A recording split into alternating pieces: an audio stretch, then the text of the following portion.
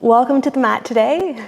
I thought what I would do today is a sequence for menstrual cramps, Iyengar Yoga for menstrual cramps, but specifically, if you're craving a bit of a boost in energy. So I know for myself, sometimes when I have my period, there are times where I really know that what I need is to lie down, relax, rest, not really exert myself at all. And really that's what restores me, renews me. But then there's other times where I'm sort of itching to get going, but I want, in terms of a practice, but I want to do it in a way that's respecting my body and what's happening in terms of my cycle. And so that's what today's practice is about. Okay, it's got a specific focus on broadening and lengthening through the low abdomen with the idea of relieving some abdominal tension, but also some smart work, if I could call it that. Smart engagement, I hope a little bit rejuvenating, exhilarating, without being aggressive in any way. So I hope you enjoy this practice, and yeah, let me know. Drop me a comment or a message, and I always love to hear from you. Okay, let's begin the practice in Badakhanasana. And there's a million different ways that this pose can be done, but I'd like to show you a variation where you have wide support, horizontal support underneath you. And we're gonna do it with the feet into the wall. Okay, so again, there's so many different ways. If you know how to use straps and you want to strap yourself or support yourself in another way, if that's something that works for you, works for you, then please do that. Okay, but this is the variation I'm going to show is like this. You're facing the wall here, and you can externally rotate your legs into Badakhanasana. Okay, then shift yourself forward and flex your toes here along the wall. Okay, and then lift your chest, and then you can arch back. And you want this support here to open through the chest region, and then bring some blankets in so that the full length of your neck here is also supported. So for this particular variation, I don't want the head back like this, where the chin would be pointing upward, but rather enough support that you can lengthen the back of your neck. Okay, Badakhanasana. My shoulders here are just hanging into the space between the blanket and the bolster. And then let go completely through your legs. Let your knees be heavy and descend. Okay, just try not to grip there in the hips or the legs in any way. Okay, let the corners of your shoulders here roll back and down into the space. And let your arms also be heavy and sink down. And as the arms descend, just receive this lift from the bolster a little bit more. And now release any tension in your abdomen. This position is really nice because it does release abdominal tension. So look for both the length through the abdominal region and also the width. With each exhalation, let the abdomen soften a little more.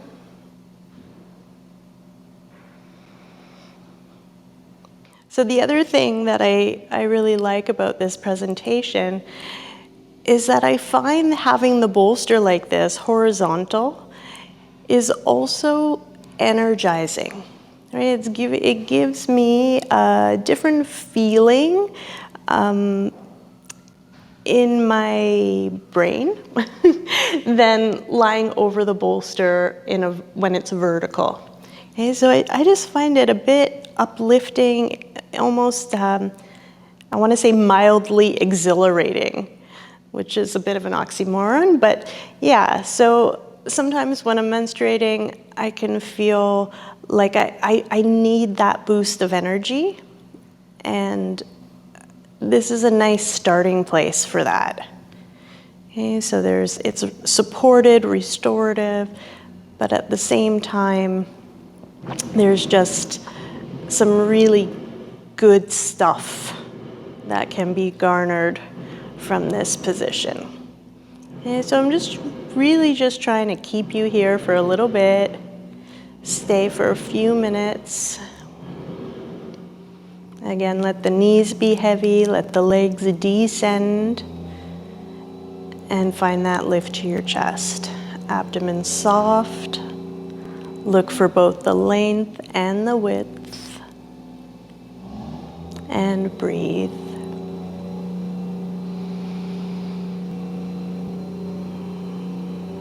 Okay, now take for yourself a couple of conscious inhalations, and just let each inhalation bring you a little bit closer towards the surface.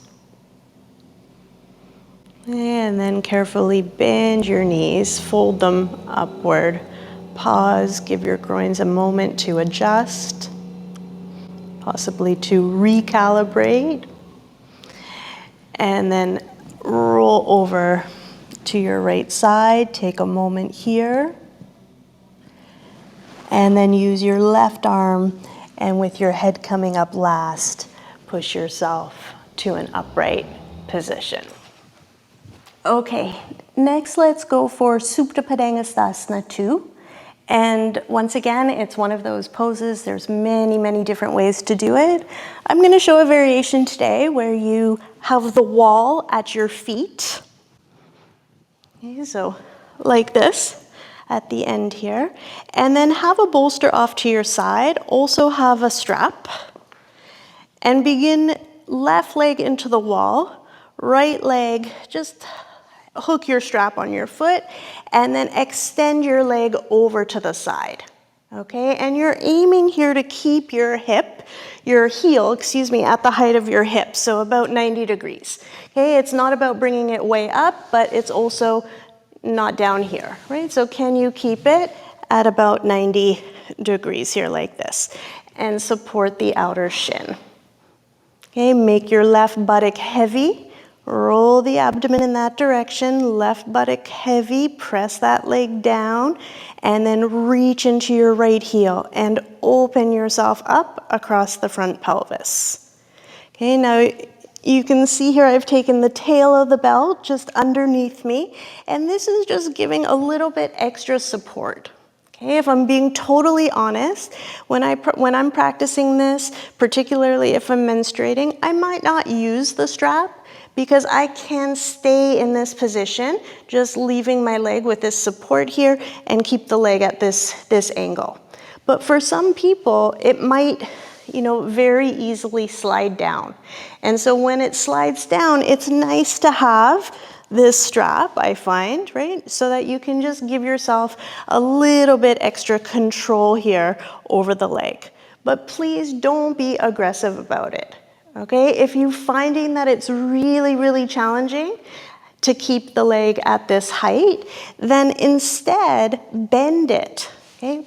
Bend the leg and support the whole outer shin like this, okay? Keep the angle, insist that the angle is correct, but just have the leg bent, okay? So if you're doing the straight leg variation, you have the support only underneath your calf. If you're doing the bent leg variation, then the whole lower leg there is supported. But in both variations, there's nothing at the hip. There's space here. Okay? You're not preventing the hip from opening, and you're getting this nice broad opening across the low abdomen. Okay. Take a few more breaths here, like this. Breathe into it. And then let's release. Okay, you can raise the leg up, you can bend the leg, take off your strap, bend the other leg too, and just pause here for a moment. Okay, and then let's go for the second side. So you're gonna shift your support, and then you can always just do a quick test, see if the bolster is in the right place. So depending on whether you're doing the straight leg variation and having the support for your outer calf there, or you're doing the bent leg variation where the whole lower leg is supported, right? You decide. And know that the two sides may be very different, right? So check it out. Okay, and I'm showing this with one bolster here, but depending on the sizes of your bolster and the flexibility in your body, you may need a little more height, little less height. So check it out, right? Maybe you want to add a little bit more. You can add some blankets on top and just build it up. Okay, now again, take your mind to the leg that's into the wall, your right side. Make your right buttock heavy, press your right thigh down, right knee down, and be open and alert through the bottom of the foot as well. Okay, push the wall. Now keeping that right buttock heavy, open up to the left. Reach into your left heel more, and feel that broadening across the front body, the low abdomen. And again, you can tug on your strap just a little bit, give yourself that extra support. Or if you feel you're able to keep the leg in the right position, you can release, have your hands to your side. Breathe here. Open up this way. Make that right buttock really heavy. Keep that as an anchor. Extend into your left heel, more. Open up again. All right, and then release. Okay, raise your leg back up, remove the strap, and lower down. Okay, bend both legs, pause here, breathe. Take a minute, notice how you're feeling. Notice the abdominal region. If your cramps are starting to ease, how you feel. Also notice your energy level. And your level of alertness, just engagement as we practice. Okay, and then roll over to your side and push yourself back upright. Okay, let's carry on now with Ardha Chandrasana. So again, this is a practice that is designed, aimed to alleviate menstrual cramping, but also boost energy. So I just want to emphasize that it really depends on how you feel. If you don't feel you have the strength right now to do this kind of practice, if it feels demanding in a unproductive way, then there's other practices to do. Right? But if you're feeling sort of hungry for a bit of a boost, then this is a very respectful and reasonable way to seek that out in your yoga practice while you're menstruating. Okay? So Ardha Chandrasana. I'd like for you to do it facing a wall. So clear some space so you have access to a wall. And then stand with the right side of your body facing the wall here. Have a brick in front of you on the floor. And then hinge forward and place your hand on the brick and raise the leg that's closest to the wall up. Okay, now if you feel that the brick is too low, the height that I'm showing, by all means, raise it up. Okay, the top hand here is on the wall. You figure out here what height is most appropriate for you. And then keep the toes of the lifted leg on the wall for right now. And just know that the tendency is to kind of hang back into this hip, right? So to sort of be back like that. And so just shift your weight, most likely a little bit more forward than you think you should. Okay, so instead of back here, shift the weight forward and stand upright in your standing leg. Okay, the top arm here, push the fingers into the wall, and now turn yourself from left to right. Throw your head back, chin up a little bit, and open up across that front pelvis. Okay, now you can stay with your toes tucked on the wall. You can also start to throw the leg back a little bit. But again, this depends on how you're feeling here. Okay, you can take the support, rotate yourself from left to right, and then every once in a while, if it feels appropriate, you can come off the wall. Okay, then check back in. Are you starting to sink back into the hip? Shift a little forward and see, can you turn yourself from left to right so much so that you start to expose that left groin? Okay, while you're at it here, roll the left shoulder blade down your back, chin up, head back, breathe. All right, and then release. Okay, you can lower yourself down. You can come back up through Uttanasana the way we went in. You can also come out through Trikonasana, Utthita Trikonasana, if you're familiar with that. Okay, take a few breaths. And then let's go for the second side.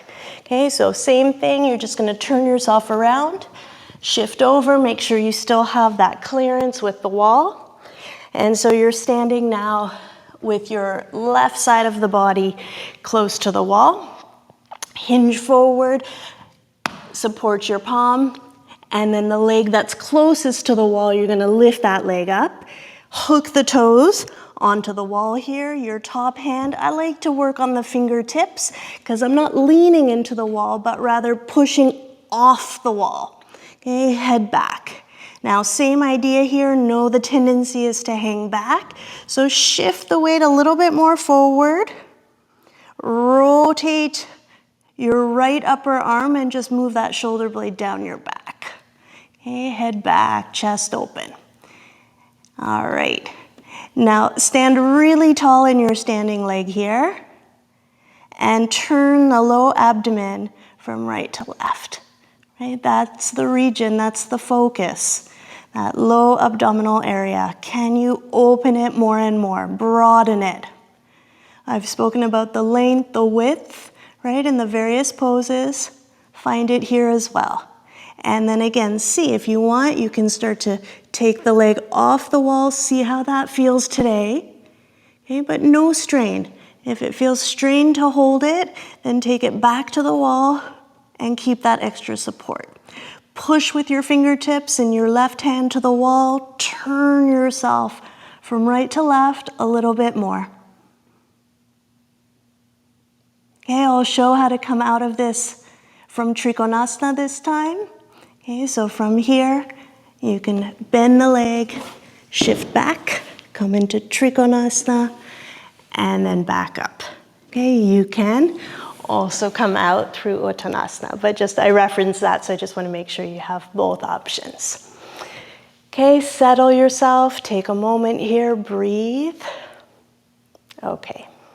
For this next pose, have for yourself a chair, brick, bolster, and again the wall. Okay, we're going to take a supported Uttanasana and fairly wide.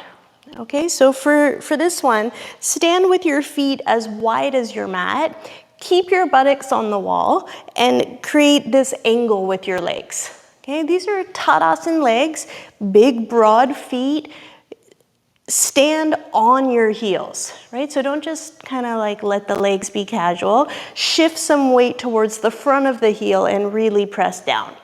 Okay, and then from here, hinge forward, and then create a really quite a high support like this so that your chin can be supported, and then extend the arms on the chair back here. Okay, and as I was saying before, this is, you know, if you're hungry for a boost of energy, right? This is, I find, gonna help with that. Okay, so chin is on your brick here, arms extended, and then move the back body in towards the front body, and as if you could sort of slide your chin further forward. Keep your elbows straight, right? And penetrate the back body towards the front body. Check in with your legs. Again, see that even though the legs are angular, you're not just like hanging into the back of the knee, right? Shift some weight to the front of the heel, really press down, straighten your legs completely, and lift the back of the leg up. Okay, and then rotate your upper arm, slide the shoulder blades away from your neck, and scrub your chin further forward along this brick. Breathe. Okay, and then slowly release, and then you may want to just shift your setup a little bit forward. I find I do need to. And then go for a more softer feel through the upper back here, and support your forehead and your forearms. So now in this resting Uttanasana, the legs are active, but the torso is completely released. Just find almost like a cascading effect. The more you can lift up through the legs, the more freedom comes, and you can lengthen forward but down. And just adjust the setup so that you feel it's in a good spot. And breathe here. Equalize the touch underneath your right foot, your left foot. Notice the micro movements, how the weight tends to shift around. And be intentional. Where do you want your weight?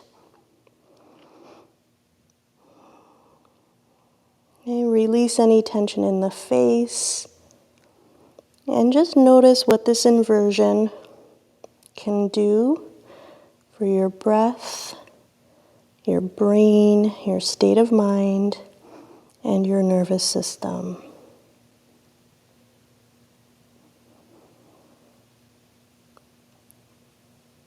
Okay, now prepare yourself to come out.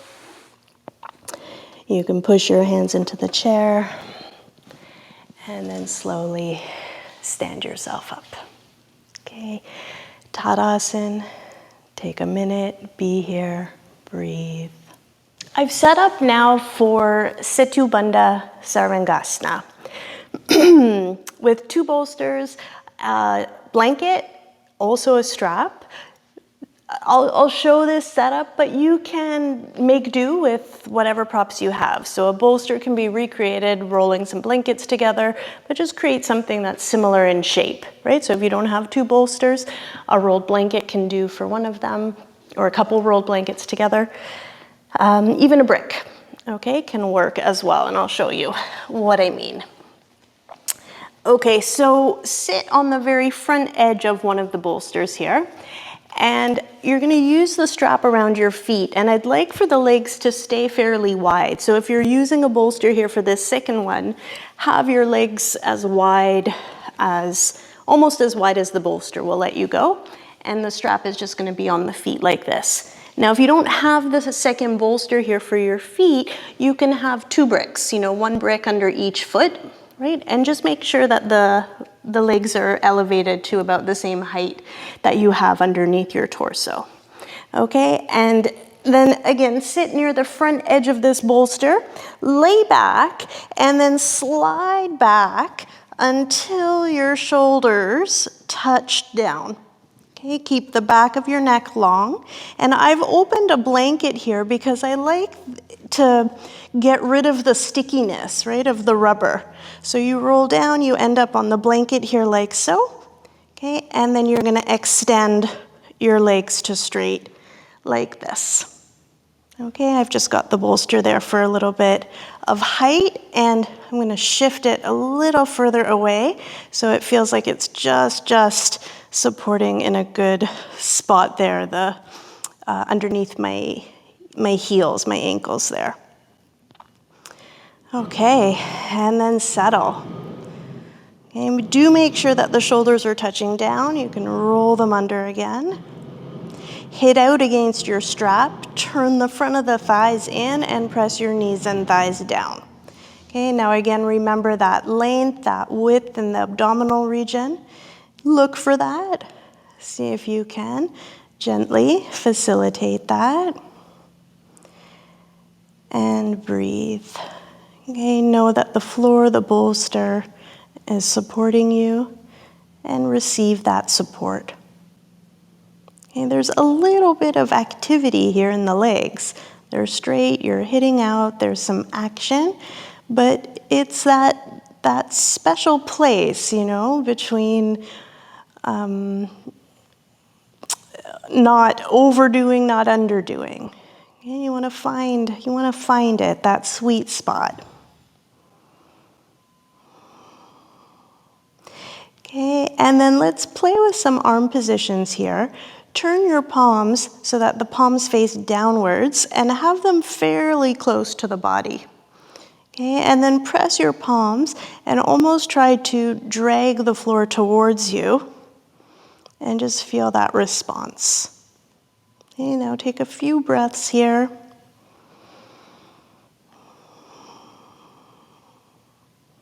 Again, press your palms, pull the floor gently towards you. Observe the response in your chest, your shoulders, and then also your breath. Okay, inhale, exhale. Notice if the breath is being encouraged towards the front body, the back body, the upper body, the lower body. And just see if you might be able to connect with that. With each exhalation, soften your abdomen. Just let it spread and recede.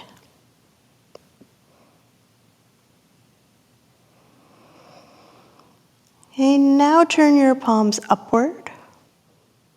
And you can maybe move them just a little bit wider. Okay, make the thumb side heavy and roll the shoulder corners down. Okay, now notice how this changes your pose just slightly. The character of your pose, the texture. And then again, do some similar observations here with the breath. See where one breath begins and where it goes. See which parts are touched by the breath and which parts are not. And now after a few rounds of breath, move your arms even wider. So take them out at about shoulder height, out to the side. And then again, observe. As you take your arms really wide, what effect does that have? Observe the quality, the texture, the rhythm of your breath.